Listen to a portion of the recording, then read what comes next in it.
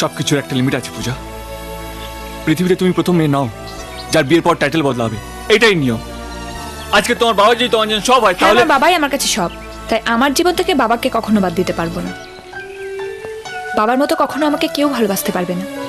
বাবা আমাকে কোনো ব্যাপারে কোনোদিনও বাধা দেয়নি।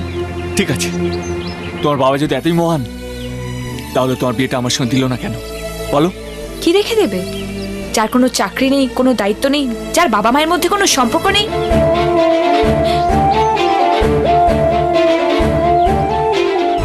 ঠিক আছে, আমার বাবা মা খারাপ আর তোমার বাবা মা আদর্শ, তাই বিয়ের পর তুমি তোমার বাবার টাইটেলটা কাঁধে করে নিয়ে ঘুরতে চাইছো। তোমার বাবার ভাগ্য ভালো যে আমার মতন ছেলে তার মেয়েকে বিয়ে করতে চায়। তোমার বাবা কি এমন হলো গ্রামের কিছু লোক হাত জোড় করে তাই উনি ভাবেন আমি রাজা?